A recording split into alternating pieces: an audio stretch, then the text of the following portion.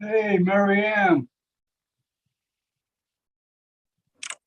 Hello, Hey, how you? how are Welcome. you? Welcome, Good. hello. This is a surprise.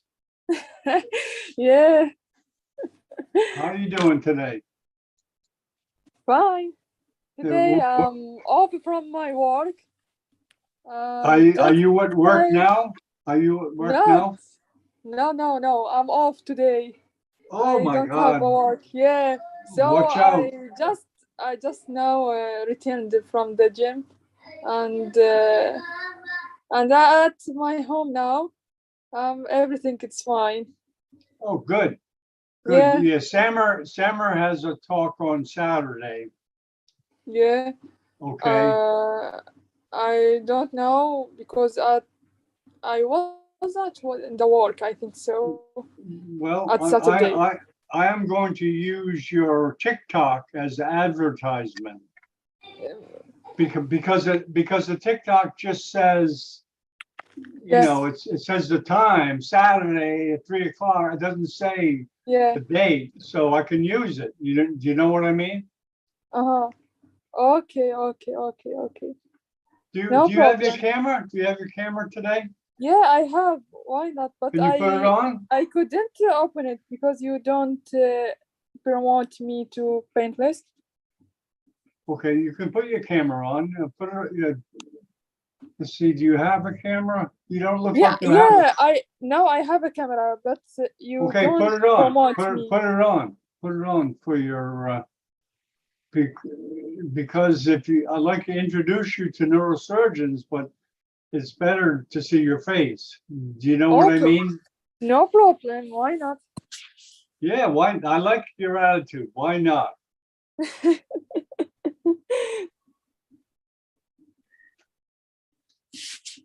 Okay,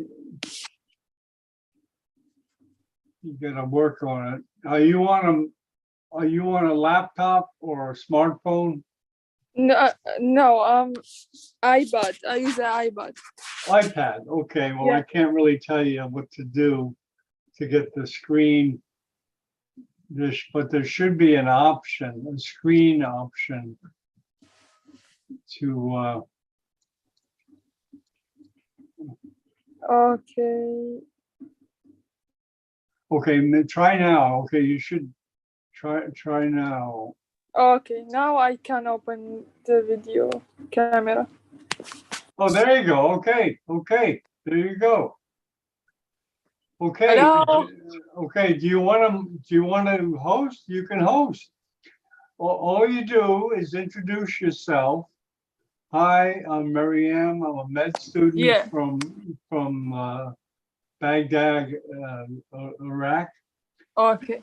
And I'd like to introduce, okay, get to know the neurosurgeon. His name is Saraf. Okay. Look at the advertisement, okay? Okay. Because he's the only one you have to introduce, just him. Okay. And just I. say, you look great. And you can just say, uh, you can say, hi, I'm Maryam of Neurosurgical TV. You're not working, you're not getting paid, but you're working.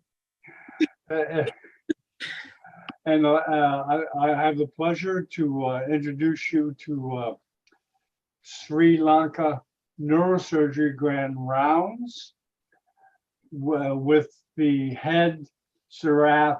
You have his name there, right?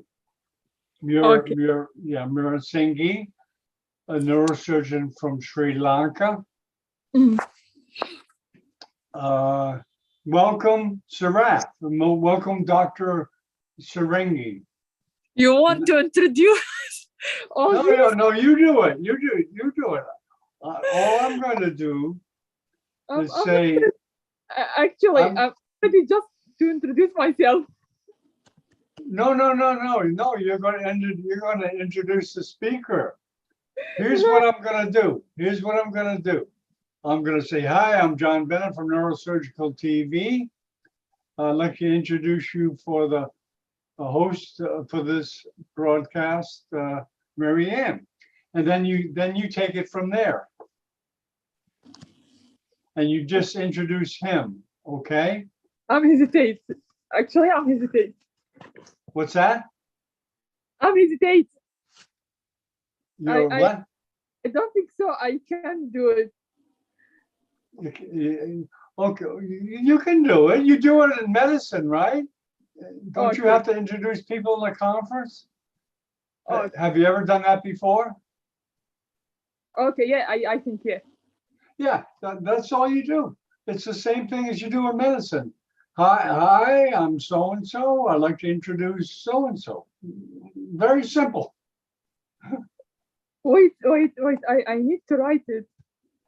Okay. Okay, don't worry. We got lots of time. We got 15 minutes. So we got lots of time. I'm gonna do some other things, okay? Can you repeat what I will say? Yeah, you just say hi and then you introduce yourself. Okay. I'd like to introduce you. Okay. Look at the Facebook post. Do you have the Facebook post?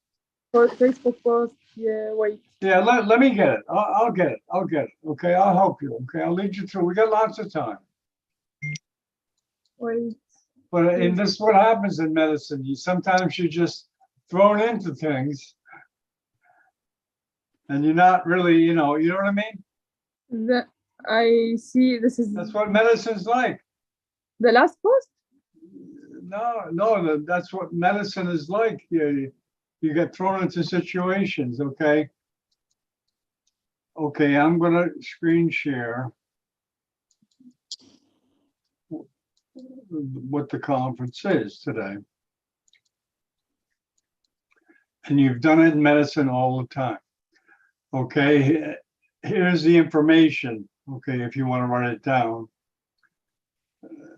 This is the Sri Lanka Neurosurgery Grand Rounds.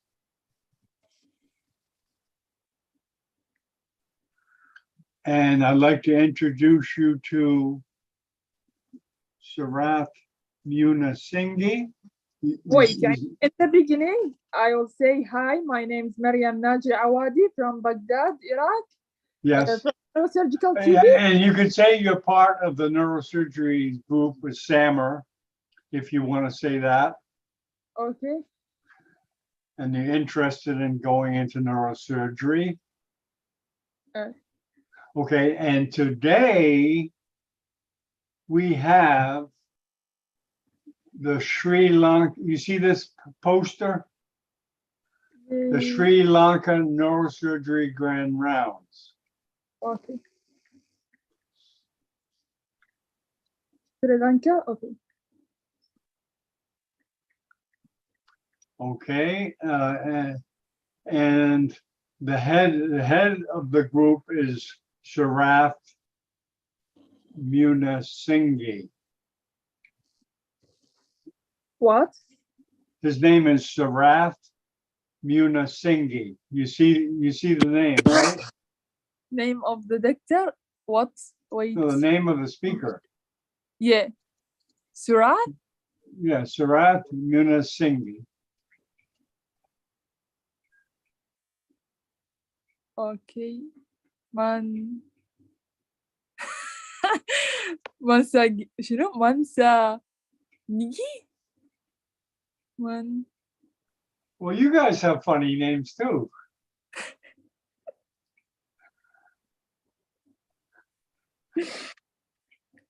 Okay.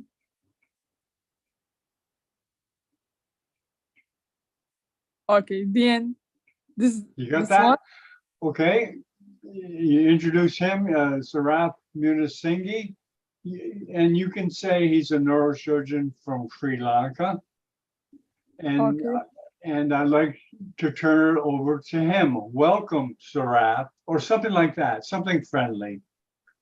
You want to introduce him, and here he is. Do you know what I mean? I'm afraid. I Well, will let you down. in medicine, you remember the first time you drew blood? Do you remember? Okay. Okay. It's the same thing in medicine. You have terror throughout your career. It's like, oh no, this is new. But I'm so shy. Okay, I will try.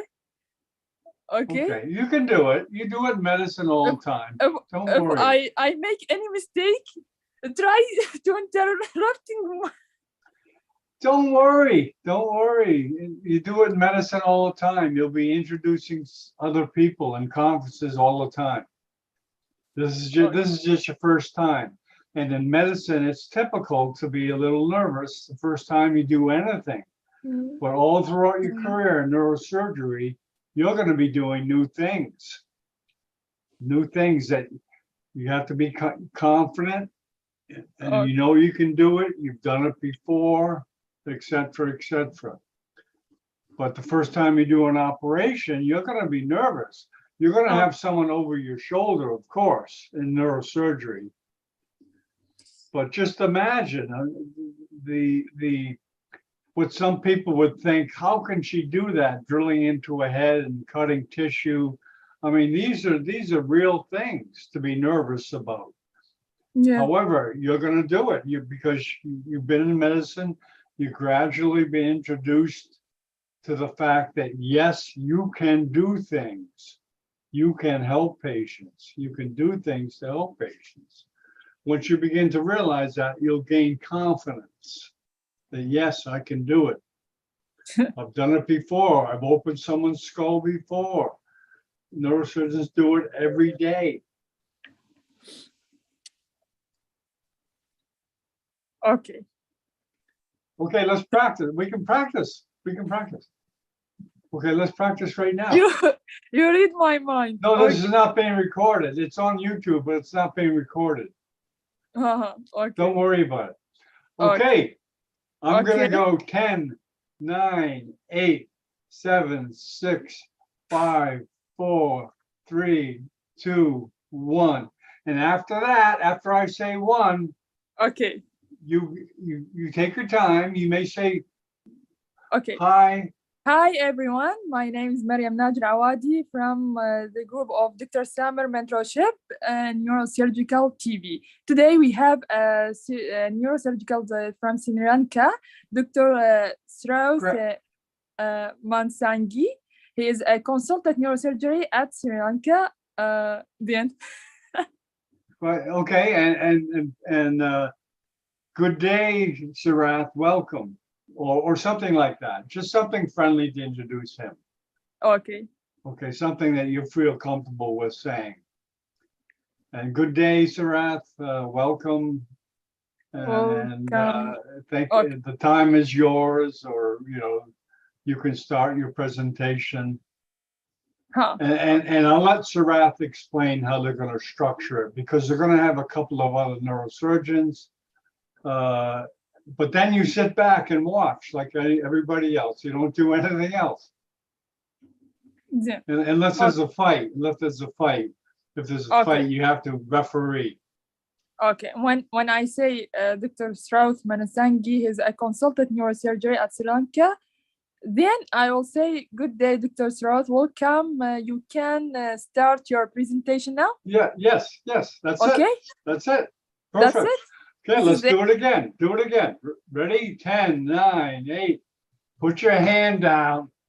Okay. 10, 9. Look good. 10, 9, 8, 7, 6, 5, 4, 3, 2, 1. Okay.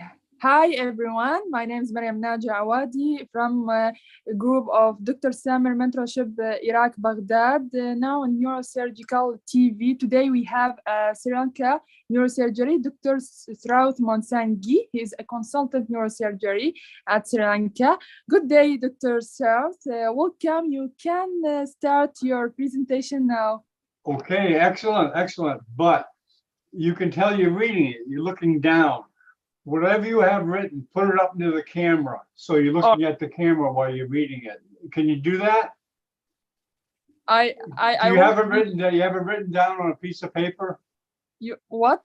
I couldn't. Do you have it written down on a piece of paper, what you're reading? A paper. Okay, okay. No, I no, will. do you have it written down? Where do you have it? Where are you reading it no. from? My phone. Okay. Oh, you're reading it from your phone? Okay, put your phone near the Okay, camera. no. So you're No, looking no. at the At script. the camera. Now it's okay. I will see at the camera. Okay. Now okay. Yeah, because otherwise, okay, I'll show you what I look like. Yeah. I get it. Yeah, otherwise, Now- you're looking down. I make that mistake all the time. I've got to stop it. No, now I'm ready. But you I'm understand ready. the principle, right? Okay. Now I'm ready. Okay, I will. okay, see try it at the again. camera. Okay, I Try it will again. see my 10. eye on the camera. Okay. Yes, yeah, if you can. Yeah, I 10, can. 9, Okay. 8. Deal. Yeah, it doesn't look good when you're looking in the floor, when someone's speaking. Okay. Okay, here we go. Okay. Okay. Okay, 10, 9, 8, 7, 6, 5, 4, 3, 2, 1. Hi everyone, my name is Mariam Najr Awadi from Dr. Samer Mentorship. Oh, much better. Baghdad. Okay, you don't have to do the whole thing. Much better. Okay? Yes, much better. Okay. So- Okay. Okay, I'm gonna do some work. I'll be back. Oh, and you know what? You've given me an idea. What? This is a good time for you to be a greeter to people that come on the panel. Okay, do you see the names of the people there? Wait. Yeah, I see. Okay, you could say. There is a 5 participants. Yeah. Yeah, that's just a few, but most of them will not want to talk. Do you know what I mean? Don't make them. Like, for example, you could say, Imran Ali, welcome. And he may not want to talk or introduce himself, and that's up to him. He doesn't have to. And Galib Atam, hello, Galim, are you there? Well, they prefer not to speak, which is fine. I don't have, that's no problem. They're always welcome. Shush, I think it's a speaker, or Shush. Ayush Sharma, you get to meet. Ayush Shamra. Yeah. Yeah. Like, for example, this is a chance for you to meet a neurosurgeon right now. Okay. This would be a great. You just give me the idea. That's a good thing for the host to do, is to greet people. Hello, Ayush. Good day. Good day to you too. Yeah, I'm Dr. John Bennett. How are you today? I'm great, and thank you for inviting me here. Great. Yeah. So I just like to check my presentation so that we don't have any hiccups during it. Is it possible? I'd like to introduce you first to Mary Ann. She's the host. Oh, She's a medical student from. Go ahead, introduce yourself, Mary Ann. Hello, Dr. Osh. Mariam Naji Awadi recently graduated from Baghdad University College of Medicine, and have so interesting about the neurosurgery. So Okay. I'm She wants to be one of you. She wants to be a neurosurgeon. Okay, yes, let's go over. Okay, good.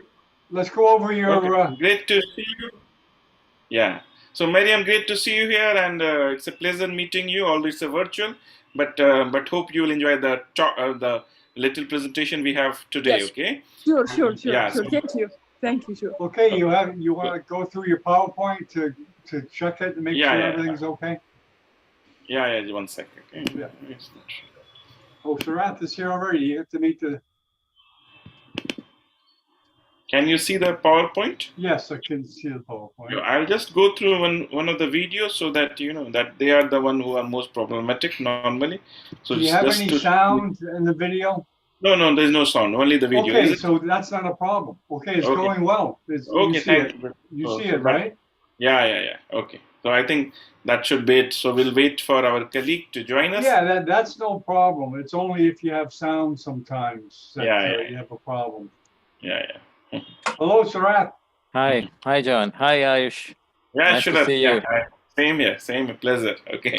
And thanks for the invitation. Yeah, no problem. You're welcome. Okay, Sarath, I'd like to introduce you to Mary Ann from Baghdad. She wants to be a neurosurgeon. She's going to introduce you. Okay, thank you. I think we have met before. I think we have seen Yeah. you, yeah, on the screen Yeah, before. isn't it? okay, very good, very good. Thank you to remember that. Yeah, Okay, welcome. Sarath, how are you gonna have it structured today? There's no hurry, we've got lots of time. Yeah.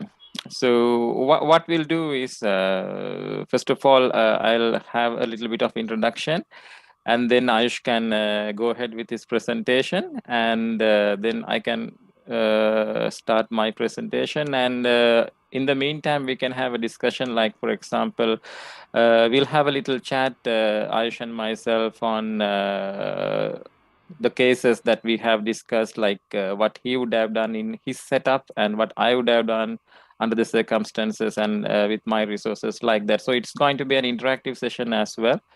So we'll try to limit our discussion for 60 to 90 minutes and try to finish it. So- Okay, yeah, so there's no time limitation, so you can go as long as you want. Great. And basically, I'm just going to introduce Mariam, and she's going to introduce you, and then you run it. You do whatever you need to do, okay? You Okay. run the show. You know, you don't have to let us know the particulars, but just the floor is yours, and you just take over. Great. Okay, I'll be back. I've got to do some promotional things, and I'll be back, okay? All right. So basically, what I have done is kept few cases. There's not much of literature, only a bit of literature to conclude the things, and mostly let's have it as a the discussion and just the insight Exactly. which we will use, and we can go into it, and let's keep it more interactive than rather than being theoretical. So most of the things there are 5 to 6 cases, mostly on the anterior, because I thought let's do it the decision making with anterior, and maybe because there are already 8 cases, so I thought let's not go beyond that. Maybe That's absolutely fine. in some time we can go for posterior in okay. Okay, that's great. Yeah.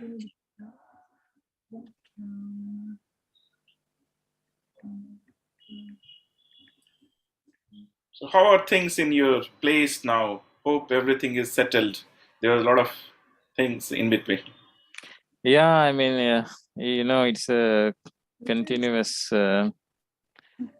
continuous trouble every day, especially for peripheral neurosurgeons like me. I'm from a peripheral center, so my center is called Ratnapura, which is in the Sabaragamu province, and it is the only neurosurgical center in my province. So all the district hospitals and the base hospitals, they drain to us as a teaching hospital. Okay. But for me, the biggest problem is the lack of resources. And yeah. so even though you know what to do, and you don't have especially we talk about cervical myelopathy, you don't have the hardware to operate. So that's the biggest issue. So it's not the cervical posterior cervical laminectomy is for all the patients. It's not like that. So with the given the amount of restricted resources, so it's it's a dilemma for me to what to do for this patient, which type of operation I'm going to offer this patient, even though I know the best approach is not going to be that under the circumstances. So that's the discussion actually. So we'll see how it goes. So Ayush, so you would tell me no problem. what would you have done? I'm open to everything. I'm open to I have worked in setups where we don't have everything, and even I work in a setup where I have almost everything. So I have worked with two end of the spectrum. Okay, so I'm comfortable with doing the least, and if needed, and if I have to go all the way and do a 360, even that is possible. So I'm comfortable with whatever discussion we go through. Okay. That's good. Yeah. So you are now based at Mumbai, right? Am I correct? Yeah. So I'm based in Mumbai. Yeah. Is it government hospital or is it a private hospital? So I had a spine unit in a government hospital. The hospital is funded by the government of India, and we are the referral center almost 40 to 50 hospitals which refer to us. So we don't. Being a referral center, we don't do much of trauma because they normally will be operated at wherever they happens. But we deal with a lot of degenerative cervicals, even degenerative scoli, and even like all those cases where which gets referred to any other center. So our work is mostly into two of the specialty which we mostly see is one is minimally invasive spine surgery where we do a lot of work, and even in myelopathy we do quite a bit of work because normally not many people will touch them. So they all end up with us. So because we Yeah. have to tackle them every day, so yeah, we have some things which we do different from others. That's great. So you do deformity corrections as well, right? Scoliosis Yeah, and we do. deformity corrections, adult deformity. What about the pediatric cases? You do pediatrics as well, or just the adult cases? Yeah. No. Both pediatric Both and adult. pediatrics. But especially the adult with MI minimal invasive approach, we have a because a lot of people do pediatrics, but when it comes to adult with MIS, we are one of the few centers which do it. Right. So I think it's 9 o'clock. So let's get the ball rolling so that so let's keep it an hour or so because more than that, people they sort of get bored out of Bored whatever out. discussion. Yeah, that's true. Yeah. That's right. So let's wait until John comes back. Oh, okay. Yeah. I just lost track of the time there. Yeah, okay. We're ready to go. Miriam, you ready? Okay. Okay, you put your camera on. Okay, very good. Okay, yeah, that's fine. Okay, let's go. 10, 9, 8, 7, 6, 5, 4, 3, 2, 1. Hello, everyone. I'm Mariam Najil Awadi from Baghdad, Iraq, from a mentorship Dr. Hoz.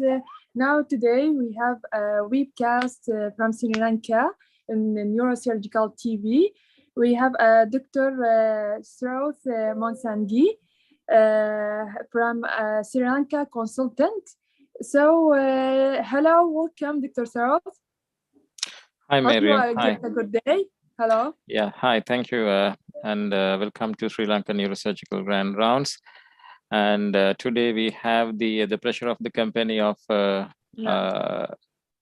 another spine surgeon, popular spine surgeon from India, Mumbai, Dr. Ayush Sharma.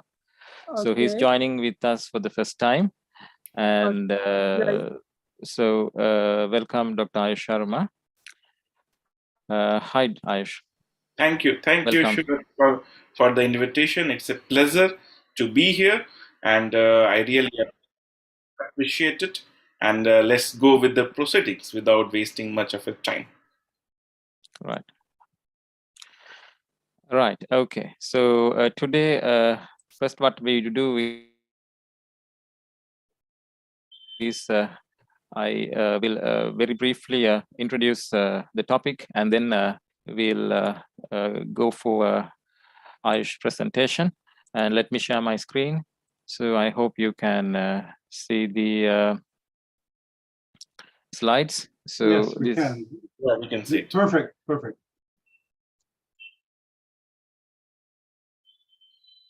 As time goes on, we'll discuss further topics with Dr. Ayush as well, and also some brain surgeries in between. So today the topic is cervical myelopathy. Very briefly, it's a very common talk. It's a common topic which is discussed among neurosurgeons, spine surgeons, orthopedic surgeons, and also lots of questions are there which is unanswered, and a lot of gray areas, controversial areas. So today the main reason we are talking about this topic is that as a neurosurgeon in my setup, we have lots of drawbacks, restrictions, and let's see how how I have tackled the cases, and let's get the expert opinion from Dr. Ayush Sharma as well. So today, now we know the surgery for cervical myelopathy is safe, unlike in previous setups that we tend to explain the patients that we can only hold the progression of the disease, but now we know the surgery is effective and we can do some effective treatment to minimize or to reduce their symptoms and to treat them to some extent. So I have just mentioned some important facts and points to recap. So we all know this, so I'm not going into details and things, but generally we know we use the anterior approach in short segment pathology in young patients, and in generally we approach posteriorly in long segment and old patients. And the factors associated with perioperative complications are mainly the duration and of the surgeries and the blood loss. So we need to remember about the duration. When you talk about the duration, it's not only the speed, and it's mainly the efficacy. So as we know, the anterior approach is the gold standard, as most would accept. There it provides a direct decompression and the restoration of low doses, as well as direct and indirect decompression, and it addresses the retrodiscal pathology as well as the retrovertebral pathology. But from my point of view, my policy is if the compression is anterior, the pathology is anterior, you better go anteriorly, and if the pathology is posterior, you go posteriorly. And as we all know, we usually go for anterior approach, especially a copectomy in short segment pathology due to the high rate of complications in multi-level copectomy cases. And we know this, the low doses is better with copectomies and also laminectomy plus fusion. And when you talk about the posterior approach, we have options: laminectomy plus fusion or laminoplasty. We all know about post-laminectomy kyphosis, and especially we'll talk about OPLL today. We know in OPLL, posterior fusion is preferred, posterior laminectomy and fusion, because it stops the progression of the OPLL as it stops the motion.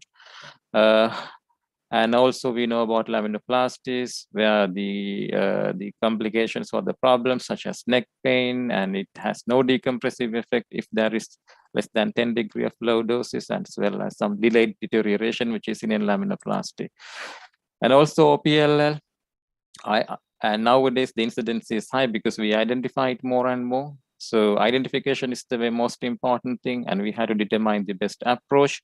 And when you determine the best approach, I think surgeon experience is important, because the duration of surgery is important, because more the duration, more the complications. So as we know, we try not to be a hero, especially when there is no plane between the dura and the OPLL. So we talk about floating release, and we'll talk about the grafts as well.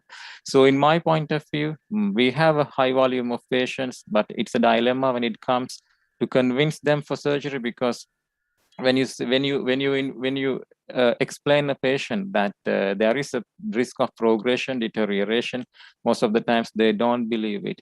So they wait until they get paralyzed with high grades of high neuric grades, either 5 or 6, and the JOS score is when less than 8. They come to you, they come to us, and they are happy for anything. They're happy for surgery. But it's a dilemma when they come to you in that type of situation. So you had to decide which type of approach you're going to provide them. But for me, the main problem for me is the lack of resources, lack of hardware. For example, I have not been provided lateral mass screws from the government. Usually it's supplied by the government because it's very expensive nowadays. One lateral mass screw is around $90 US. So if you want to put 6 lateral mass screws, so it's a big cost to the patient, which usually the patient cannot afford. So posterior laminectomy and fusion is most of the time out of my book. So I have to decide what I can provide to the patient, which with the given very restricted amount of hardware. So let's see how it has happened, and let's see how it goes. So I would like to invite Dr. Sharma to start with his presentation. Yes, Over to you. Yeah. I'll need you can unshare your screen so that Sure. I can. Yeah. Right. So thank you for a comprehensive review of the case of the literature, and I agree with most of your points. So you need to unshare so that. Yeah, just 1 second.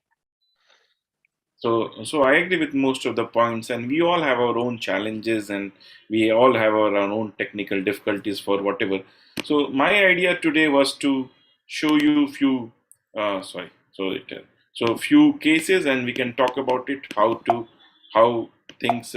So the mostly because these what I am presenting today is a collection of series of my cases, and as I was going through them, I thought let's stick to the anterior cases for this series, and maybe later on we can bring in the posterior as well.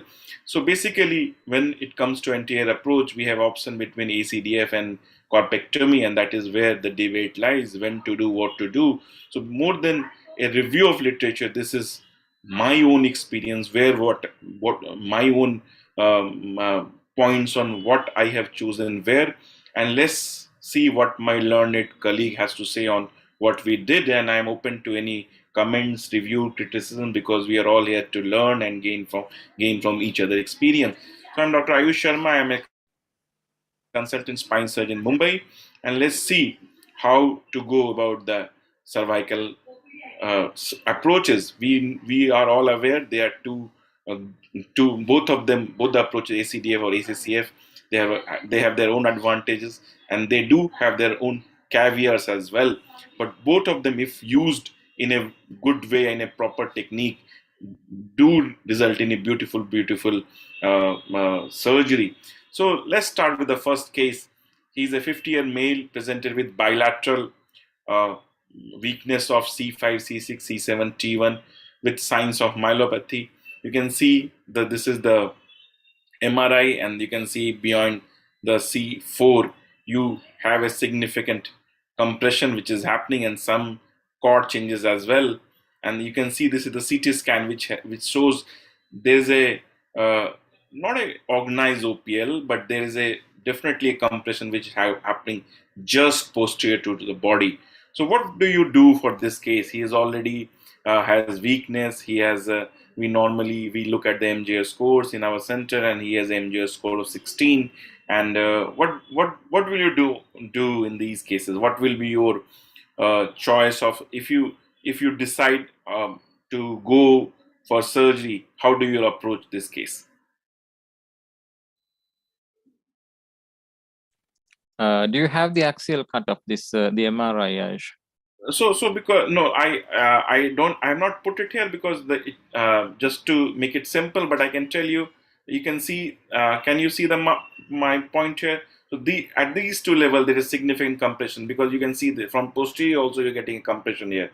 Of course, anterior you have the body, and you have a big, not an organized OPL, but there is a bony island which is compressing from anterior. Yeah, so I think I have two options, but one is the single level corpectomy, go anteriorly and do a corpectomy single level, 4, C4. Mm-hmm. Or do ACDF at 3, 4, and 4, 5, and Mm-hmm. try to remove a little bit, do a bit larger ACDF than conventional. But the problem here is if you go from anterior, then it's very difficult to remove this part of the OPLL. It's very difficult through the ACDF. So my preference would be to go for a single level corpectomy in this case. Yeah, so I completely agree with you, and this is what we did. We did a single level corpectomy, and patient went on to do very well. So let's go to a second case. The situation you were talking earlier. Now this is a 50 female, similar presentation, looks very similar. The MRI picture is similar, but look at the CT. CT is a bit different from what we saw earlier. So how will your approach change with this case? Yeah, then I would go for a ACDF and try to remove it. So again, the same thing. So just a short video to show how we did. So we did a enlarged ACDF. So unlike a typical ACDF, you go up and down, you drill a bit, so that you can get to the edge of the compression. So that is what you can see. This now, once I have after the regular approach, you can see this is the bony the osteophyte which you can see. So what we are doing is I'm using a diamond burr at this stage, and we are just thinning the osteophyte. So there are two ways to go about it. You can, as you were rightly pointing out, sometimes better to just float it. But if you get a plane, you can even try to remove it in block. So in this case, now I'm using a dissector, as you can see here, trying to see if I have a plane where I can separate the dura and the OPLL. Fortunately for me, in this case, this is a ballpoint probe which I just used. There was a small plane where I could sort of, go all around and just do it. So now I'm using a 1 mm Carrison ronger and going all around it. And but again, you have to be very, very sure that you have a natural plane to, remove this OPL. And if you don't have a natural plane, sometimes it is better to just leave it, just float it. But as you can see in this case, it was possible to go all around after thinning it and use a small ronger to, remove the whole thing. And it's better, you can do it with naked eyes, but it's always better to use a microscope, because that really helps you. And this is the end of the decompression. As you can see, the cord looks pretty decently decompressed, and this is where the so this is the post-operative CT scan. You can see we have almost removed what we intended.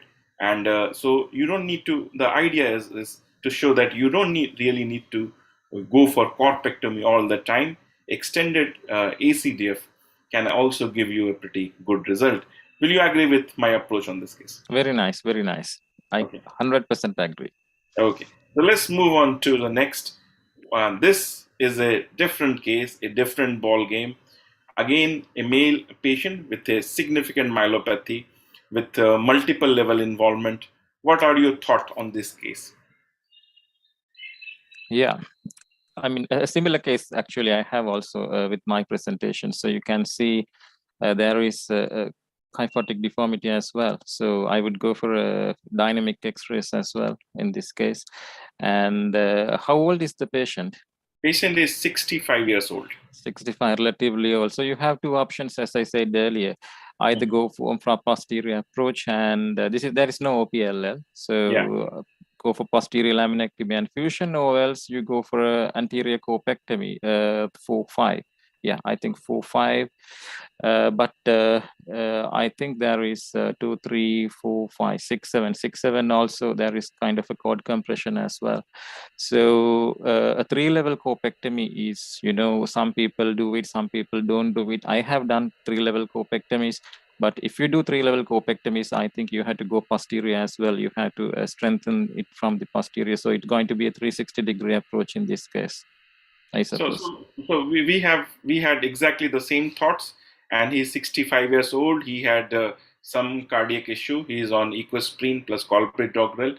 And the 3-level corpectomy we felt was a bit too much for him.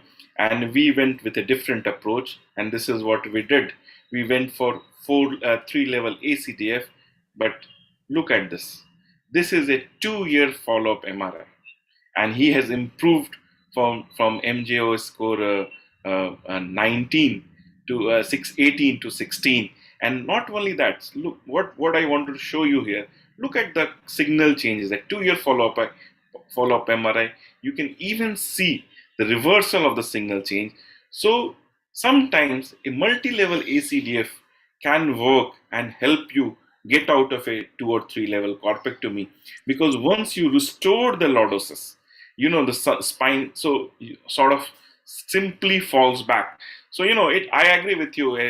You cannot be sure about this, but this patient, we went for a 3-level multi-level ACDF, and now it's more than I think 3 or 4 years follow-up we have, and he is doing very, very well. Yes, that's nice. Yeah. Nice case. Yeah. So let's move ahead with a different case. So this is what will you do for this case? He has a, of course, a myelopathy, a significant cord change, but you have a compression which is coming from anterior and posterior as well. Yeah, so first I would go for a ACDF first from anterior aspect and see whether the patient improves.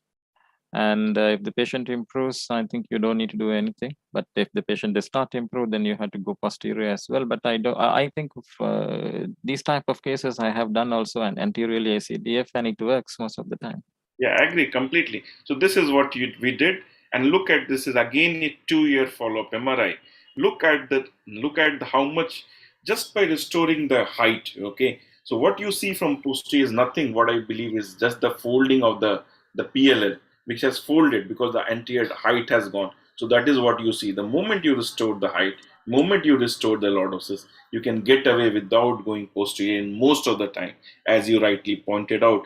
And again, you see there is a significant great signal changes in preoperative MRI, and you can see that 2-year follow-up. You can see there is that then not only that the cord looks pretty decompressed, but you can see the reversal of signal changes. And this patient also did pretty good. So that I just a different prospect, something, and just to show you that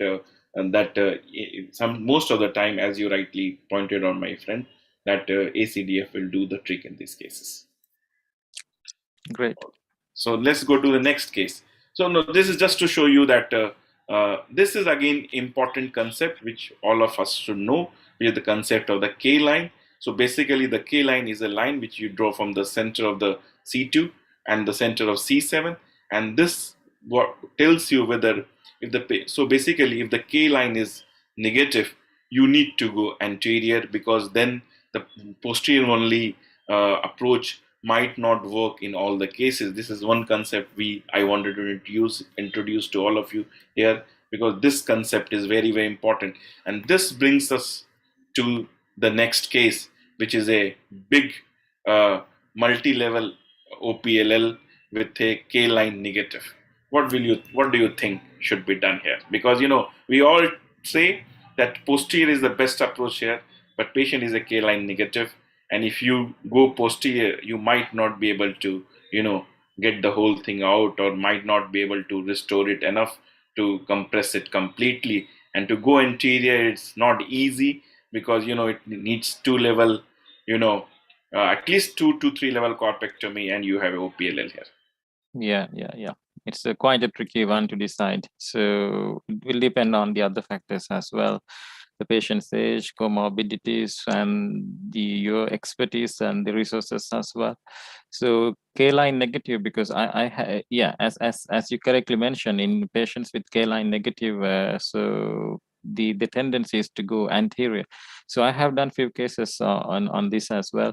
So I had to use I had to do a 3-level corpectomy in a similar case, but then if what I believe is, if you do a 3-level, more than 2-level corpectomy, then you might need to think about the posterior fixation as well. So so it's like it's a bit difficult decision to make.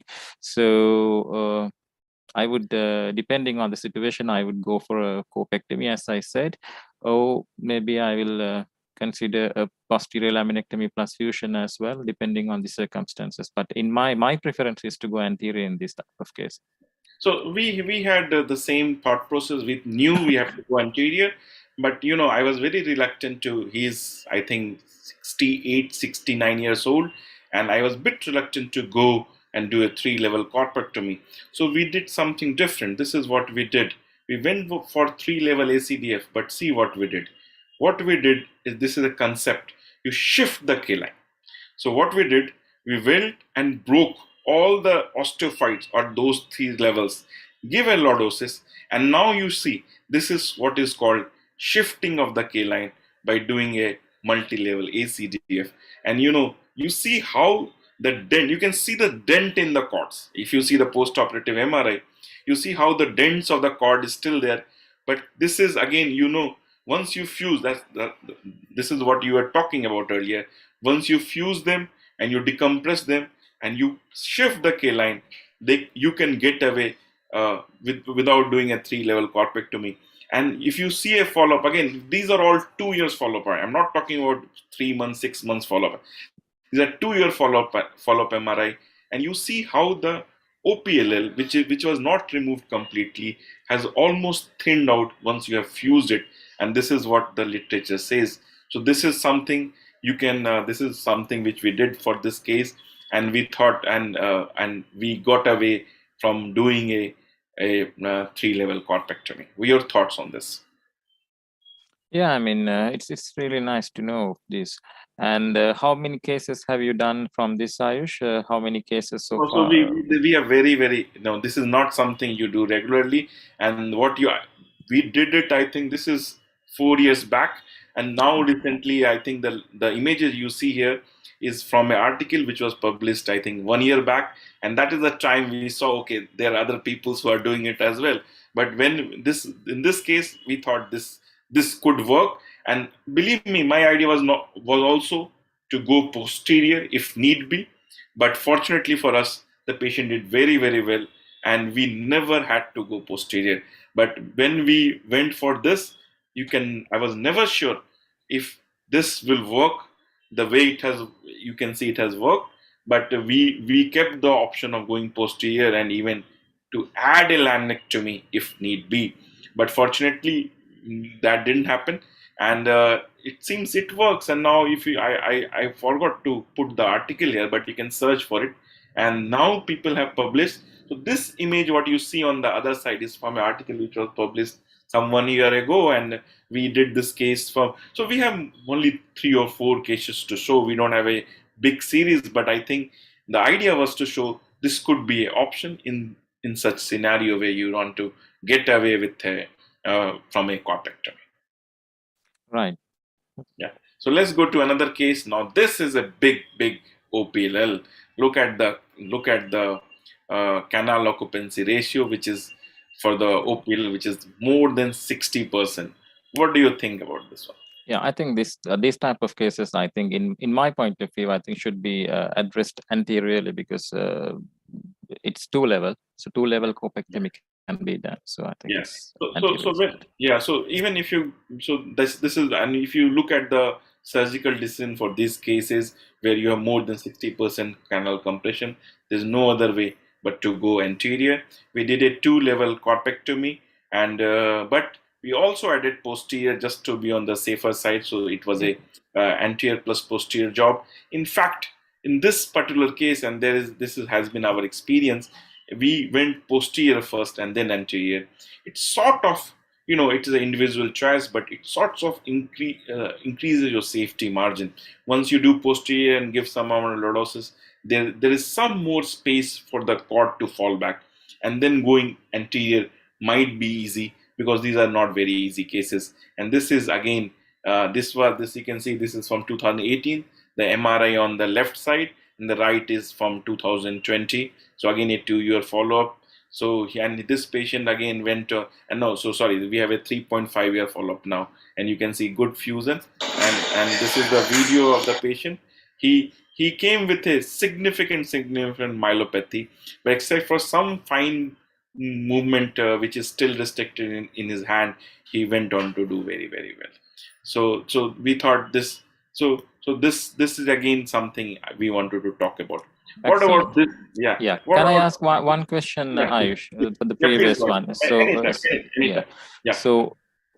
you said you did the posteriorly first, and after how many months that you went anteriorly?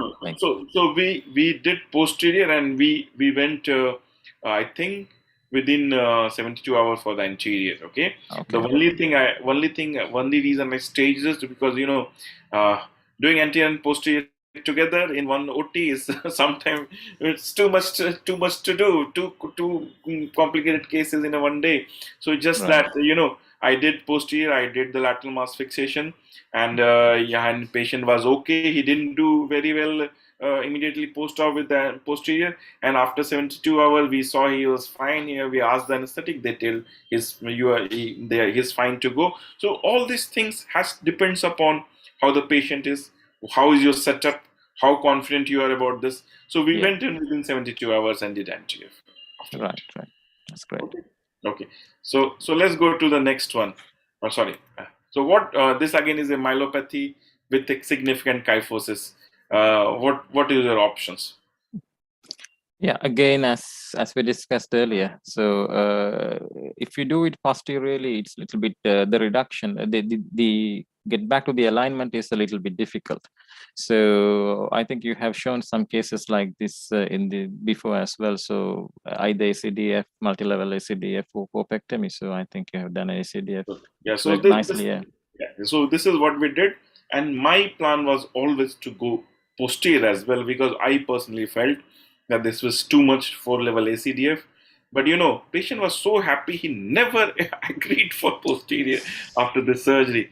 And this is a 2-year follow-up. You can see I have lost some amount of the lordosis, but you can see the fusion. They are all fused so well. Okay, so I always felt this case. I told patient, I think you should go back. We should have a posterior fixation as well. But once and there was no rush to posterior, so we had planned after 2 to 3 weeks. But he was so comfortable with anterior that he said, no, I'm not willing to go for another surgery, which happens in some cases if they're doing well.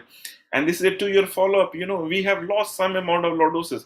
You can see from 30 degree, which we had earlier, to 17.6. But he went on to do, it's a 2-year follow-up, and now it has fused in a pretty decent position. So Yeah. that is the advantage of doing multi-level ACDF. You can really get away with some very, very complicated conditions. Is this the case that you use nowadays usually? Yeah. So this is one of my favorite cages, because we are the reason being we have been using it for quite some time, and we are very, very comfortable, and we are very you don't need to worry about the plate. It comes with 4 screws, so it gives you a very, very good hold. This is from Zero P from Depu Synthes, and we are very, very comfortable with using these cases. How much is the cost for one cage for the patient? So Indian rupees, it comes to some 35,000 rupees. But this is a Depu cage. If you buy this for a Indian implant, it can be as low as 10,000 rupees, which is pretty decent for it is it's something like some 12 to 15 US dollars. So that is where it is. So this was another case. My patient, which we had gone and done a posterior fixation and presented with this, he had a specific, you can see, even after doing a posterior with posterior laminectomy and lateral mass fixation, you can see at between C3 and 4 there is a compression, and what we saw is, we knew how he was because it's a post-op case, and was sort of deteriorating every day. And this is, as you can see, initially he did very well. This is immediate post-op, and this is a 6 months follow-up. But as subsequently as he went in, you can see there was some kyphosis, so there was some kyphosis, and he sort of lost his neutral alignment and went into kyphosis. And as we all know, the posterior surgery is an indirect decompression. You rely on the cervical lordosis for the cord to fall back. So started having the myelopathy symptom again. So what do you think you will do in this one? So you always have the option of going anterior as well, anterior and fix it. Yeah. So I agree. So this is what we did, and you can see anterior we went for. So it allowed us to do a direct decompression, and you look at the alignment. So you see this is how the follow-up is. This is a from the first surgery. Then there was a collapse of some part of the disc, and he went into kyphosis. And the moment you go anterior and you put we went with a corpectomy, we could get back the complete alignment, and he did fine. So what about this? He's a 8-year male, operated with only posterior laminectomy, so 15 years back, and now he has come up with this. 8 years. 8 years. Yeah, in my setup, I would not touch these type of patients. Yeah, so just do posterior and fix it. Yeah. What do you think? So we also thought what to do. It's not easy, He's 8 years, and I believe his line to be worked. He was this was done 15-20 years back, and he was fine. But as the age, as you know, is a kyphosis event, and as he aged, this is what happens sometimes. And we knew that that there are two options: whether to go posterior or to do something different. But you already have a previous scar. There's a posterior laminectomy done, and he's 80 years old. He has a lot of issues. I always believe you go and do something anterior, and this is what we did. So even this much reduction in getting the lordosis back is all he needed, because posterior elements were always free, and we could get away with a 2-hour surgery just by doing a 2-level ACDF, and see how much, even by doing a 2-level ACDF and getting the releases, how much of lordosis you can restore. That is amazing. So, but you need to really work on these bones. You really need to break the osteophytes. You really need to create the space, and you need to make sure that you get your lordosis back, because that is the key if you want to go this way. So this is what we did for this one. Yeah, it's fantastic. So this is the idea of this was to bring different cases. So whatever we did, some different thought process, some different. So this was some of the anterior cases we did. And as I was telling you, we do have some experience with cervical myelopathy, and these are some of our recent publication in cervical myelopathy. As you can see, we have published in some of the top-notch journals in the world. And as you were rightly pointing, I can tell you the latest paper, which is under review, in we gave a result where we have said that if you do the surgery at the right time and use the right approach, we have shown a 60% improvement in the symptom. That is amazing. 10 years back, I used to tell the patient the same words, that the aim of the surgery is not to make you better. The aim of the surgery is to stop the progression of disease. From there, today, we are telling that there is a 50 to 60% chance that you might improve, and that is how the whole treatment and the agenda of cervical myelopathy has come a long way. And we do use this drug, which is called cerebrolysine. If you want, you can read the paper. It has been published in the Spine Journal. So we believe it has some benefit in these cases, and all our patients we give this cerebrolysine for 10 days post-operatively, so we believe, and again we are writing another review paper on that, which is again in process, and we believe it does helps these patients to get some better neurological recovery. That is what the hypothesis is. So if you look at the literature, just to sum up that between ACDF and ACCF, ACDF has much less complication rates, and it allows you to restore the lordosis better, because you're preserving the natural bone. And no matter which case you put in corpectomy, they are mostly straight cases. But remember, the cervical spine is not straight; it's lordotic. So those lordotic case which comes with ACDFs are likely to give you a better lordosis compared to the ACCF. And this is, if you go to the literature, what I just summed up. There's a lot of literature when they have compared 2-level corpectomy to 3-level ACDF, and we have looked at the overall lordosis, the complication, and everything. I believe if you can get away with multi-level ACDF, it is much safer. It does allows you to get better result, but of course, in few cases, you need to go and do the complete job, as I showed you in few cases. So based on the meta-analysis, and if you compare the complication and everything, although the complication and increased lordosis are significantly better in ACDF group, there is no strong evidence to support the routine use of multi-level ACDF over ACCF. That is where the literature is today. So the literature is very, very neutral. So you can choose what works best in your hand. But if you ask my personal opinion, I think multi-level ACDF is slightly safer, and it does give better lordosis. But remember, no matter what you do, with great power comes great responsibility.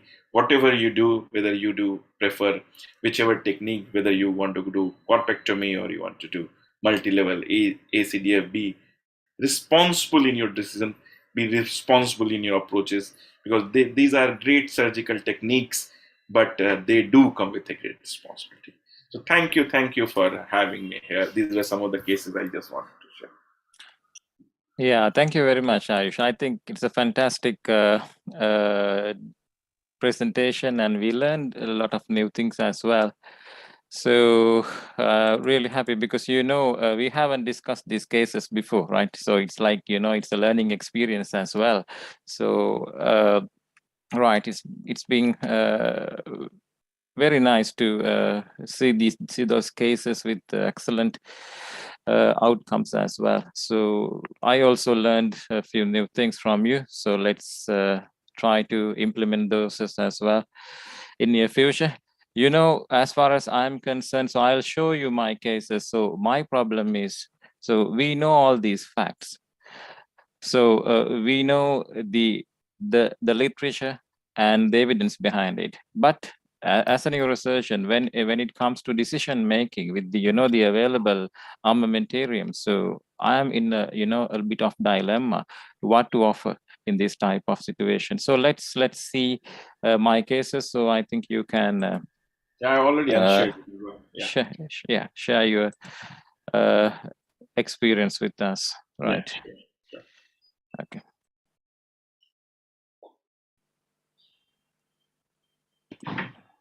Can you have a question, please? Yeah, sure. Go ahead. Yes. Thank you. I'm Dr. Najjar from Syria. Just we finished 2 days ago our Middle East spine meeting in Istanbul, and we have some friends, Salman Sharif and other from India. I have one question for you. That do you depends on the mobile hyperflexion and hyperextension simple X-ray to determine which level is already fused? You can skip it, or it's not so important in such cases. And what the second point, what about the risk of turning off the patients to the table, and maybe he will be deteriorated because of the severe stenosis of the neck? So thank you so much. So basically, any information, any additional information is always good, because it allows you to process things better. So all our patients, when I am operating, they all undergo a flexion extension view, they all undergo MRI, they all undergo a CT, they all have a neutral standing X-ray, they all have flexion extension view, they all have a CT scan, and they all have MRI. These are the least we need, because it allows you to pick up some new information, and any additional information which you'll get always helps you to plan better. So that's why it might not be very useful in every case, but in then certain cases, like when you have a kyphosis, from flexion extension, if that kyphosis is being aggravated when the patient is sort of flexing forward, and because you have to remember the patient is never standing, he's moving, he's flexing, he's extending. So even the dynamics of these play in his day-to-day life. So he might be very comfortable when he goes for MRI, because that is a neutral position, and the neck is sort of lordosis, that is a not natural position. But when he's moving around, when he's doing day-to-day activity, that might not be the case. Maybe there is a dynamic component to the compression. So it always helps. The second part, you were saying this, are you scared of turning the patient? There are few things you need to consider. If it's an unstable situation, you need to be careful while turning them. The best is to make them relatively stable, whether you are in anterior or posterior approach, whatever you're doing. Make sure you have a stable fixation before you try to make them supine or prone, depending upon your approach which you are choosing, whether you have gone posterior or you have gone anterior. To turn a compressed spine without fixing could be a very risky business, because these are already compromised cord. So the patient, it is like patient already has a heart attack. You don't want to insult that attack to a further degree. So it's always, if you are planning to turn the patient for whatever reason, you need to be sure that it's a stable, fixed spine, no matter whatever way you choose to make it stable. Okay, thank you very much. So go ahead with your case. Yeah, right. Yeah. Okay, let's start. So this is the first case I just wanted to share with you. It's a 54-year-old male with severe cervical myelopathy with a modified uric grade of 5. So this is the first case as corpectomy I did after coming to my recent workplace. So yeah, sorry about the quality. I think the quality is not very good of this slide. Yeah. And this is what he presented with. And we had a CT scan, but unfortunately I couldn't find the CT. He had severe OPLL extending from C4 to C6, I suppose. Yeah. And unfortunately I don't have a CT scan of this patient. So so actually I wanted to approach posteriorly in this patient with a laminectomy plus a fusion, but the patient could not afford the lateral mass screws, so I had to go anterior. So I thought just doing an ACDF would not suffice in this patient, so I had to go for a corpectomy initially, thinking that I will do a posterior fixation later once the screws are available. So this is what I did. So I had to do a 3-level corpectomy as we discussed. So we know it's not very, not a very commonly done procedure nowadays, more than 2-level corpectomies.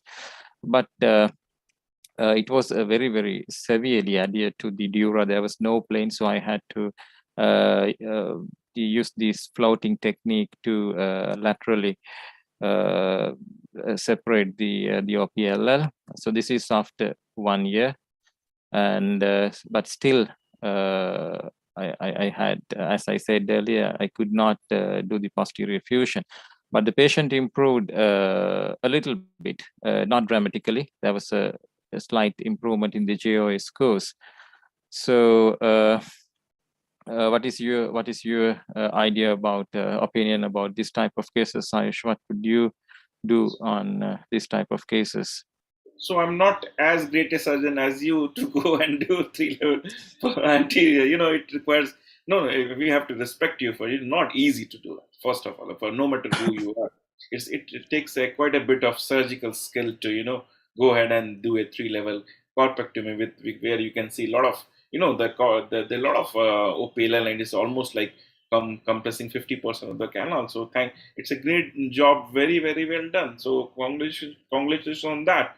But okay, so but if I have to do this, I think as you told initially, it might be very, very easy to go posterior and do the job posteriorly, and maybe because it's not bad. The lordosis you will see even for this MRI, it doesn't look that bad. It's not a kyphotic spine.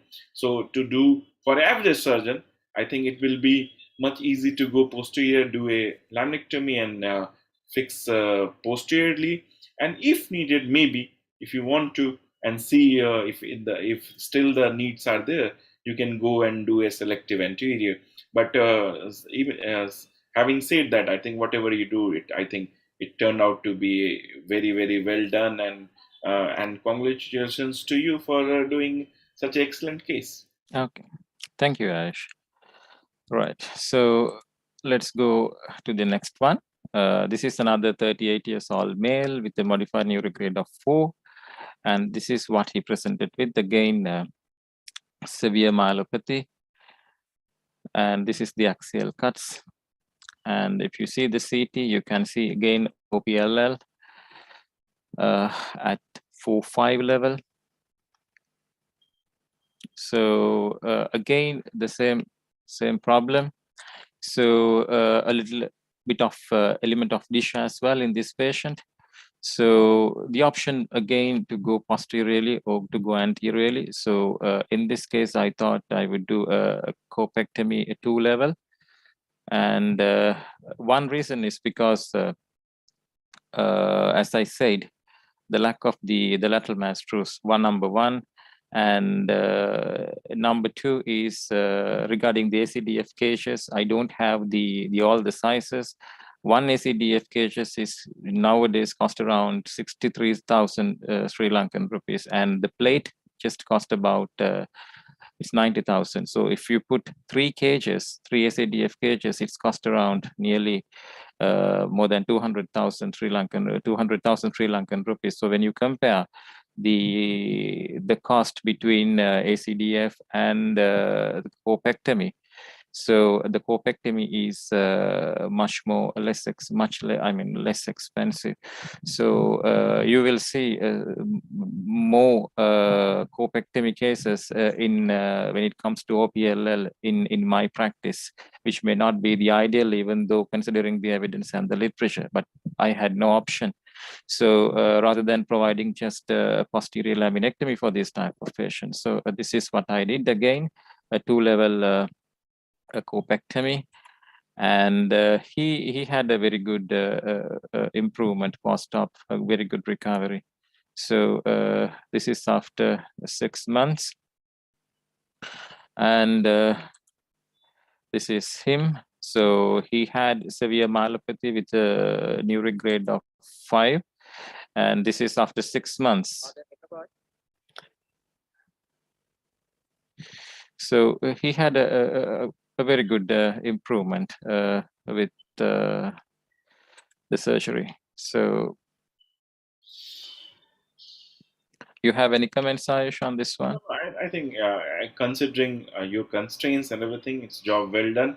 Of course, I will prefer posterior because it's much easy. It's much technically, simpler to go posterior, and again, considering everything. But always, because if you look at the CT, there is more than 60-70% canal compression at some of the cuts. So, I will always keep the option of, limited anterior, maybe not as extensive anterior that you went. So that is the option for me. Right. This is a bit a rare case, an uncommon case. So this is the initial MRI that this patient, a young patient, presented with. Presented with the features of myelopathy, and he had undergone. This is the axials. You can see compression, and he had undergone a 3-level ACDF in a different center. So, and he presented with this after some time. Do you have any comments, Ayush, on this one? So if you look at the way the ACDF has been done, especially the middle one, it is not you working as a spacer, it is inside the body, okay? So it is sort of not working the way we want it to work, because while doing these cases, you need to be very, very careful. You need to respect the end plates, okay? So once you respect the end plates, and you need to see that also needs some amount of looking at the images, if the end plates are strong enough, if they're osteoporotic. So what if you see the cage, the middle one at least, for sure, it is in between the body. So it is not working the way ACDF is supposed to work. I think that might, although it looks, there's no, listhesis, but most likely that segment is still not decompressed the way we want it to. So we can call it a case of cage subsidence, am I right? Yeah. So you can call it either the failure of the surgeon to to put the cage the way it should be, or the failure of the body to accept the cage due to osteoporosis or whatever reason. So ultimately, subset is this way or that. Yeah. Yeah. So this is the MRI when we repeated the MRI he presented with. So you can see there is a significant compression at 4-5 level. So if you can see the thing is that the posterior element has not opened up, because the cage is not sitting where it's supposed to sit. Once it's not sitting, it is. So that's why although anteriorly it looks okay, but posterior it is where, so nothing has changed. and that's why it is leading to a focal kyphosis at that level, and that is the problem in this case. Yeah. So what you would have done in this type of situation? So if you, so again, you have to, so of course I'll get a CT. The CT will, what it will do is it will show me if there is a fusion anteriorly. This is If the the, CT. yeah, so it looks like it has not fused. I'm not sure. Like the visibility I have on my screen, I'm Yeah. not very sure, but looks like it has not fused that It level. has not fused. Yes. Yeah. Yes.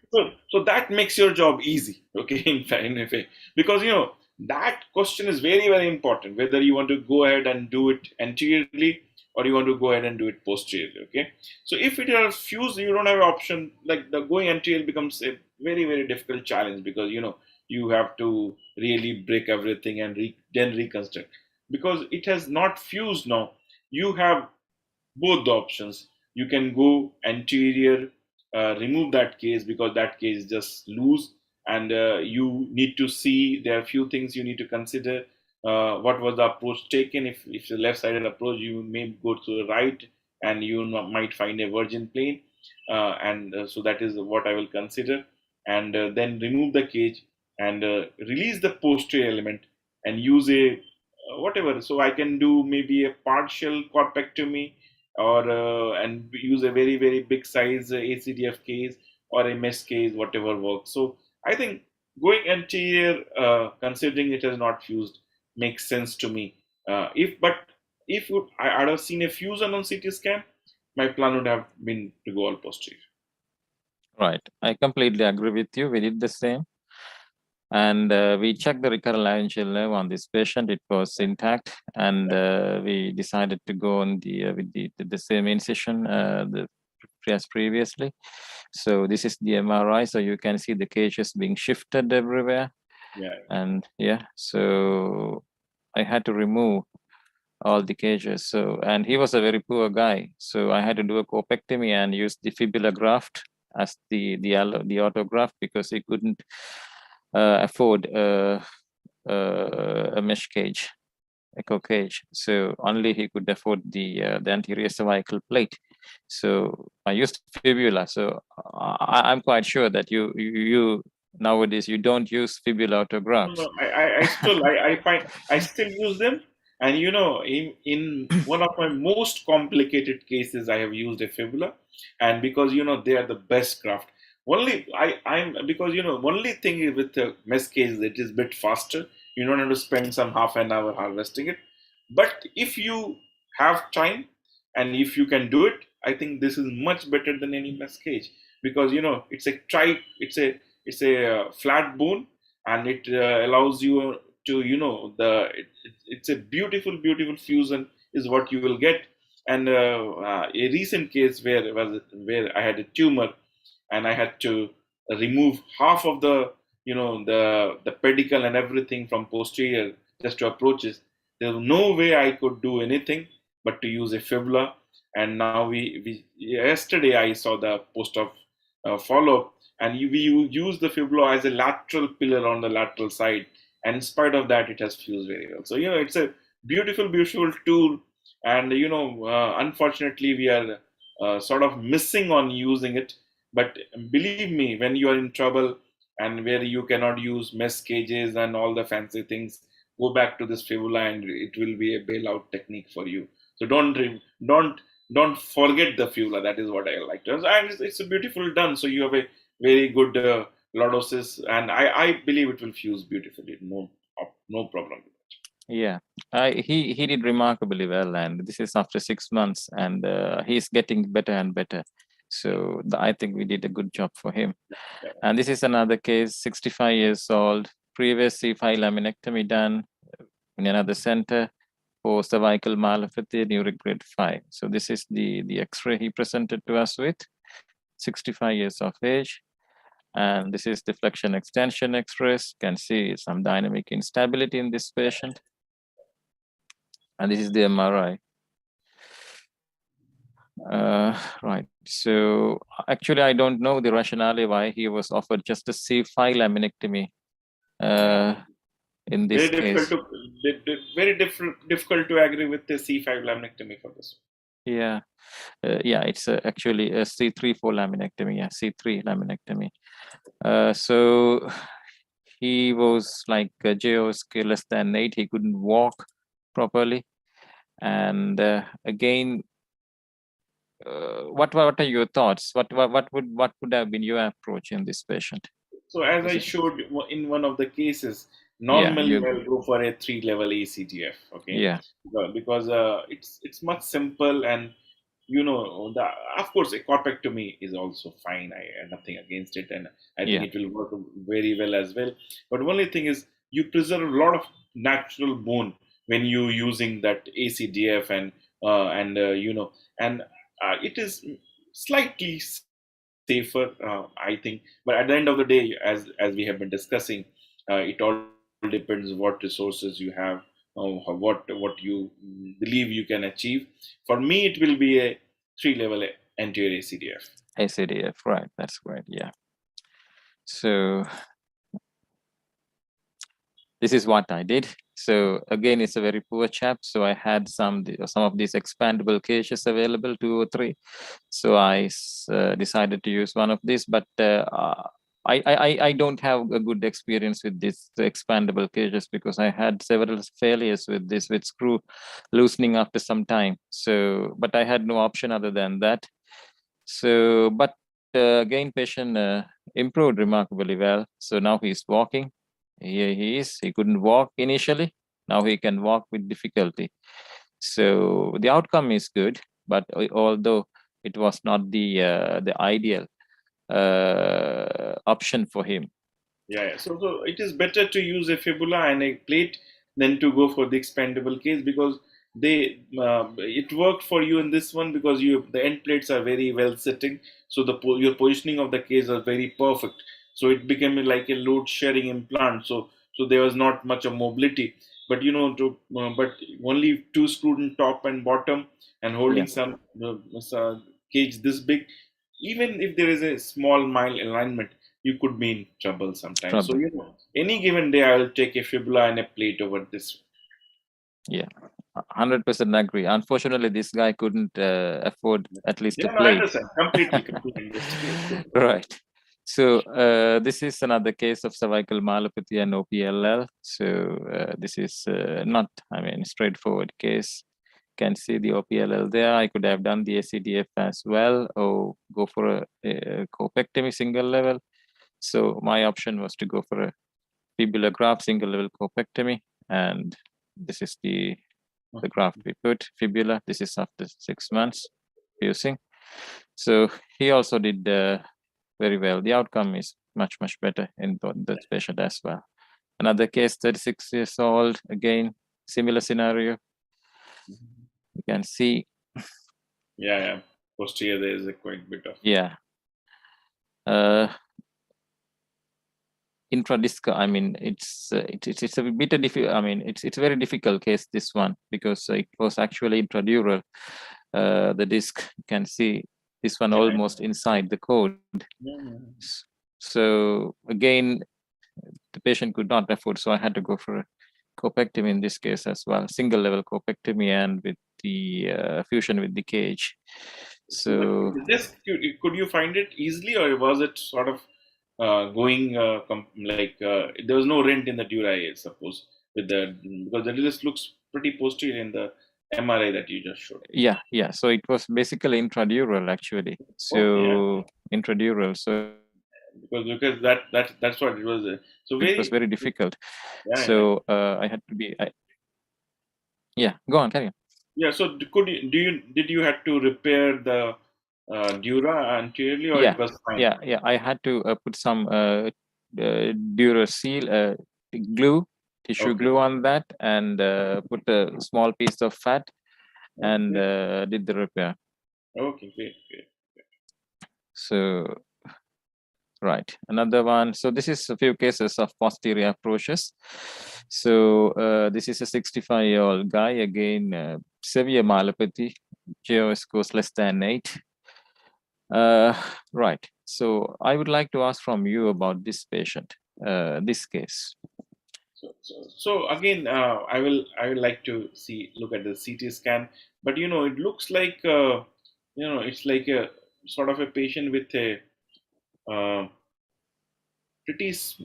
like the canal is pretty small for whatever reason, because Yes. sometimes they can be more symptomatic than what they appear on your MRI. So you need to there's a component called congenitally narrowed Narrow canal. canal. Yeah. Yeah, This guy had narrow yeah. So canal. Yeah. this is what it looks like. So Yes.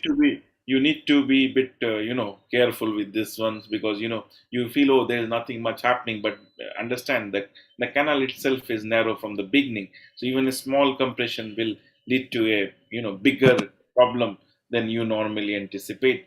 So I think you need to go long and wide in this case, because basically no matter what you do anterior or posterior, the idea is to create more space, and whatever is the most convenient way, you can choose a posterior, but whatever you do, you need to go long and wide and give enough space to the canal. You're absolutely spot on. This patient has congenital narrowing, and you can see some of the vertebrae is already fused, and he had the compression all the way from C2 to C7. If you carefully see, a lot of compression, and so there's amount of OPLL as well. So as you said, he could afford finally he could afford the lateral mass screws. So so this is what I did from C2 to T1. And but I could not use the lateral mass screws as I could wish, because he could only afford this much of screws. Right. So that is absolutely fine. That's absolutely fine. And you don't need to screw every bone which you get. That yes. is Even unilateral fixation is it looks fine. He should be fine. And good decompression you have added, so that is the most important thing. All he needs is a good decompression. Yeah. So in my setup, it's very difficult to put these screws to below because of the shawl. The visibility is very, very poor. So this is actually just freehand without X-ray guidance. So it takes some So we do them freehand, and the one trick you can do is to do a small laminar foraminotomy, look at the pedicle, and then direct it. That is the safest way. It is much more. I have navigation with me, but considering everything, we prefer doing that over navigation in our setup, although we have the navigation as well available with my own setup. Right. Okay. Right. So this is him. After 2 months, he could stand with assistance. Right. This is a bit uncommon case I found out. A case of dish plus OPLL. So this is a 45 years old female with severe myelopathy again, and she presented with myelopathic fissures plus dysphagia, probably due to the osteophytes, the anterior osteophytes. So this was the CT, amount of element of OPLL as well, plus dish. So this one, I think you agree with me if I say to go posterior, is it?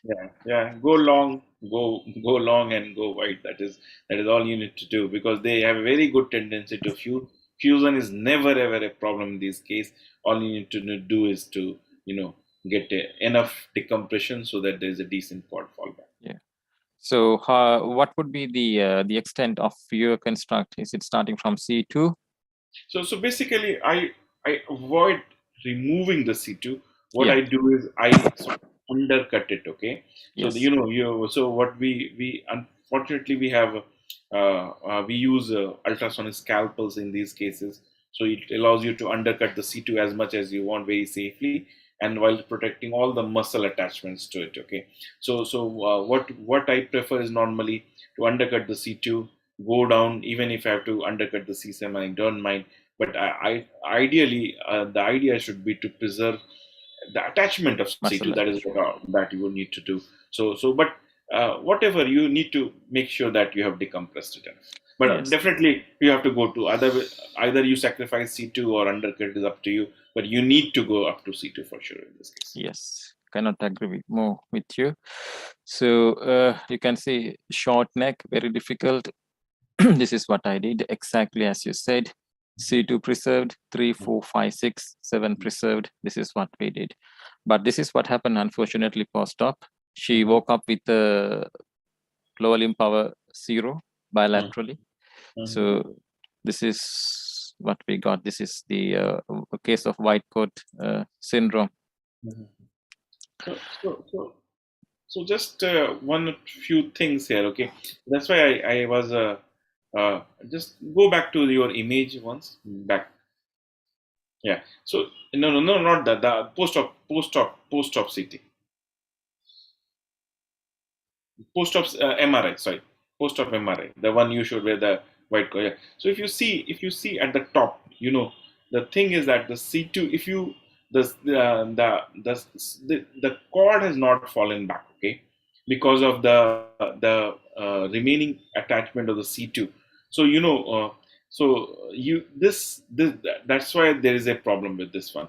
So whatever way you do, what we do is just let the attachment of C2 be here, but we'll take out the whole thing going underneath it.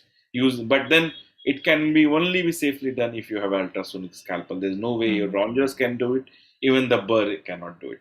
But this is what I have seen very early in my career, and that is the time we always go underneath the C2, and I make sure my pen fill is small number 3 pen filled.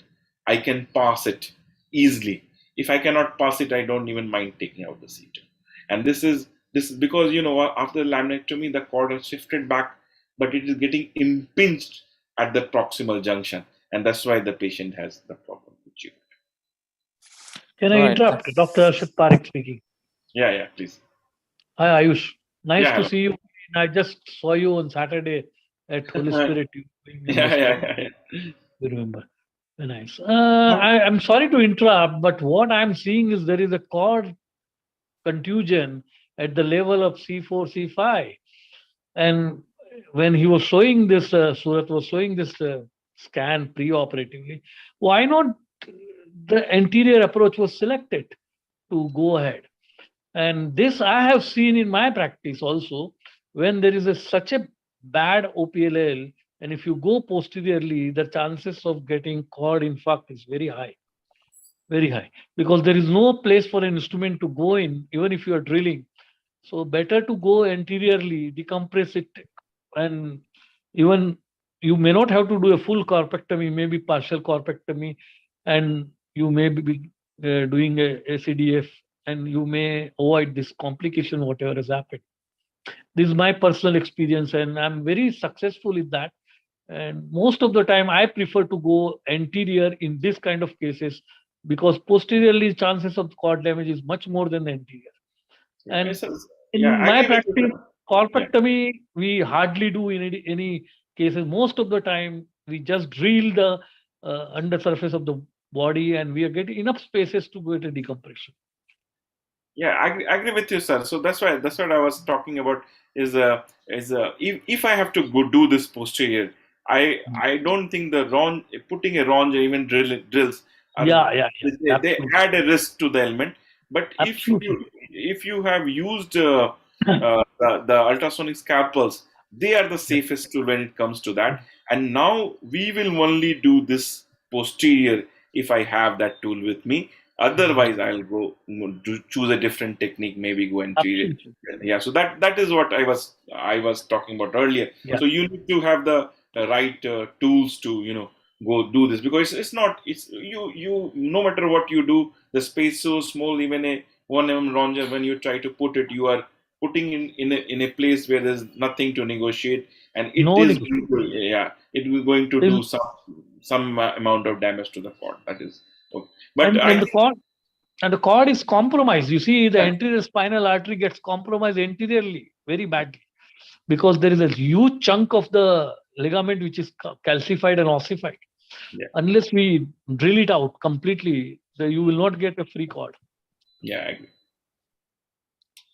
Thank you very much for your comments, Dr. Harshad. Excuse Yeah, me, thank you. Sarat, Yeah. could I say, yeah, I'm John Bennett of Neurosurgical TV. Yeah. If you want to interrupt the discussion for a question, please do so. I should have announced that at the beginning. We're trying to make this an interactive session. It's been great so far. I mean, I wish I was a student again or a resident, really. I mean, this is a great learning experience. So anybody on the panel, if you don't want to come on camera, just text it and we'll address it. Okay, onward. Thanks, Thank you, John. It's always nice to be in your TV. Yeah, Harshad is a neurosurgeon from Mumbai. Yeah. Good to have you, Harshad. Yeah, always present. I've heard Surat many times. And Yeah, recently I had a great privilege to see Ayush operating in one of our hospitals and doing an endoscopic discectomy recently. Nice Yeah. job he did. Thank Very you so good. much. Right. So that was an unfortunate incident. So the patient did not recover significantly even after 6 months. So yeah. Right. So this is another case. So this is again severe and both anterior and posterior compression you can see in the MRI. So again, this patient actually I did the other way around. So I did the anterior first, as you mentioned earlier in one of your cases. I wanted to do posterior first and then anterior, but again the same problem for me. So I did the anterior first, and the patient recovered significantly. Then I decided to do posterior surgery as well. So I did the 360-degree fixation for this patient as well. So he improved quite a lot from his original myelopathic condition. And this is another case, a female, 75 years age, again with severe myelopathy. So I'm showing this to you because I had to do a C2, C3 ACDF in this patient, which I have done quite a few cases. So you can see the compression is mainly in C2-3 and C3-4 and also C4-5. So there was no OPLL on the CT. So this is deflection extension. So I had to go for a C2-3 ACDF, 3-4 and 4-5 in this patient. So this is her.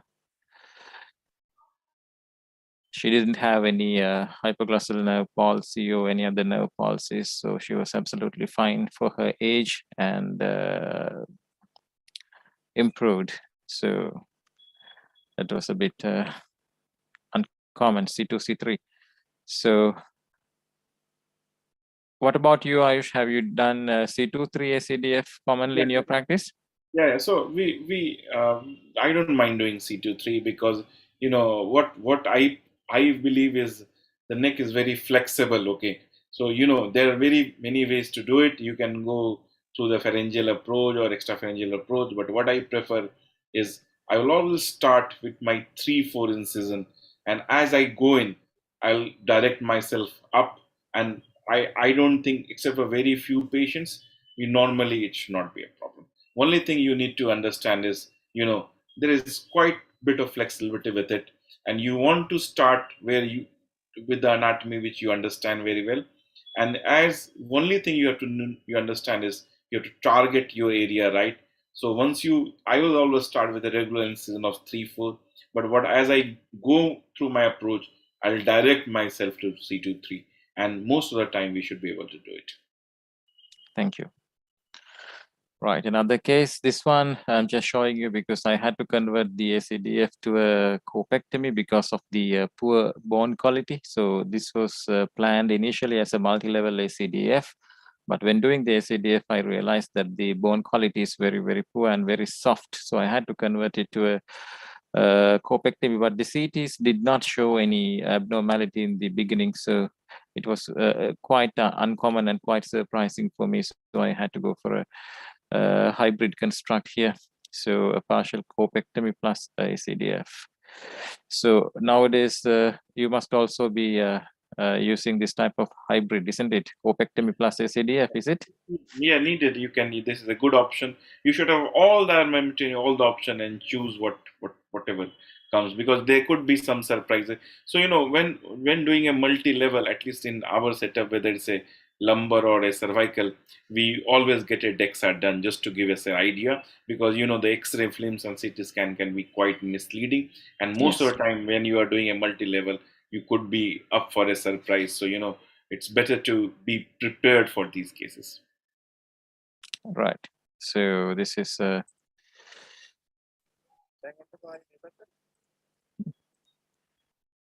so quite a good improvement post-operatively. This is another case. So this is a case where ACDF was done, a 4-level ACDF was done for severe myelopathy with OPLL. So this is the CT. Once the ACDF was done, it was done more than 1 year back. And he presented with persistent myelopathy, so I had to go posteriorly and do the fusion as well. So just to show you. And another case, another OPLL case, C34, and a 69-year-old female, element of OPLL there. So again, a hybrid one. In this case, I did not have the anterior cervical plate to go all the way up. So I had to use it like this. Yes, So sir. just one question from Ayush. So if it happened to you, so would you, how would you fix it? Like this inferiorly, or you go anteriorly and leave the lowest, the cage, So without the cage, without the plate? So what you did was perfect, because the mobility is least when you go anterior up. As you Yeah. go down, the mobility is more. They are more unstable. So even for 2, 3, 3, 4, even if you leave a cage without fixing, it should be fine. But when you go down levels, the mobility is much more. So you should have it fixed. So I'll agree with your treatment plan. Whatever you did under considering circumstances, this is absolutely fine. Thank you. Last one, I suppose. This is a bit different case. So there was anterior compression, and patient presented with fever and features of some infection or inflammation. So I did a corpectomy in that case, but it proved to be enchondroma. So again, I had to use the fibular graft. So in my practice, I have done quite a few cases with fibular grafts as allografts. So that's it from my point of view. So these are the the most the patients who presented with most severe GOA scores and who had a significant recovery with our from the surgeries. So I think we had some learning experience, and it was a very nice experience with Ayush, discussing the cases, almost like a very good learning experience, like an exam. So you given a case and you can comment on the cases and all. So I think it's very nice. So we can continue the good work with some good controversial topics. So we can get the contribution from others as well, from all over the world, with their experience, and share the knowledge as well. Yes, okay, we're on the way. John, can I comment? Oh, go ahead, Harshad. Nice cases, Surat, but I would still say listen to my good friend Atul Goyal, a king of webinars as always, and he doesn't believe in all these things, corpectomy, decompression, nothing. What he says, do a facetal screw fixation and C1, C2. And he has shown some wonderful results. Of course, I have not done. In you had shown a severe OPLL cases, and he says, okay, this all OPLL will disappear if you put multiple screws in the facets. That's all. No decompression, nothing. And he keeps on telling, he's a very good friend and very, very close dear friend, and we are colleagues together in many hospitals.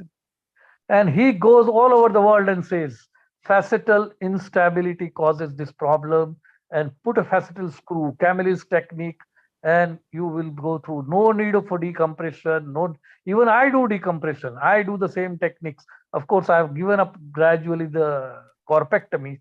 Maybe even sometimes in diseased vertebra, I do the partial corpectomy. But he believes in Camillus technique and he swears by. In every, even last meeting he was there, he was giving an oration, and again he said, put a screws. I don't know what is your experience. Have you ever tried this Camillus technique and putting screws into the facets, and this so-called OPLL disappears? I don't know what is the experience of Ayush also. So I will agree partially to it.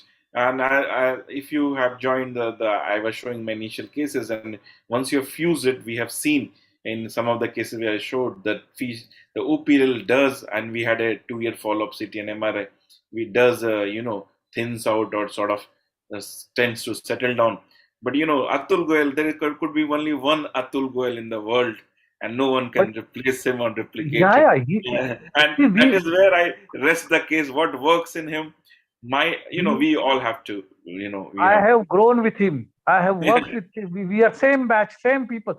But I'm still reluctant to do that. I'm scared to do it. And he tells me, Harshad, go ahead and do it. We work in the same Lilavati, we work in the same place. But he still does the same and he believes into it. I don't know what is your experience. And I ask every time. Yesterday, there was a meeting of cranioscervical meeting. Again, I ask, do you believe in that? No, I sort of. So this is where I rest my case. What he does, and he is the master of it. He just does it. Yeah. So and he has the guts to show. Yeah. So we all have to do what we feel comfortable. Absolutely. Because, I'm just asking your experience. Yeah. So we. I am not done it. I have seen some of his cases. I am very aware of his thought process and everything. And I do have a lot of respect for him and for what he does. But as I told you, there could be only one Atul Goyal in this world. And that is where it stays. And we do whatever little we can to, solve the problems in our own ways. Yeah, I'm not commenting as a neurosurgeon, because I'm not a neurosurgeon, but as a broadcaster, Atul is the king of Zoom. He's done all kinds of Zooms all over the world. And neurosurgery notwithstanding, I'm not commenting in one way or the other.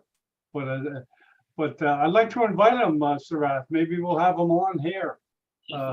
Yeah, Dr. Harshad, send us some screws. So we'll try and send you the maybe we'll get a toll. You know what toll? They're simple screws. He'll go to any Zoom. They're very simple screws. They are very simple. Their facetal screws are very simple screws. Nothing there. They're half-threaded screws. Just put the screws there. What he says is very correct. We have to see. I have used in few cases, as Ayush says, in few times he has got good results. And I found something I've tried in lumbar and dorsal. I have not tried in cervical. But the screws are very simple. He puts two screws on that either side. Very simple to put it on the facets. So screws are not difficult. They are not very expensive also. Okay. Yeah.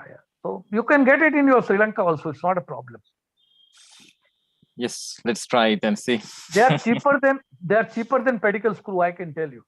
Okay, thank you. He's a master. He believes in it, and I've seen him operating and doing it, and he swears by his technique. This is the wonderful. We may invite him. We may, if Sarath wants to. Maybe we'll see. Yeah. We'll discuss it later. Yeah.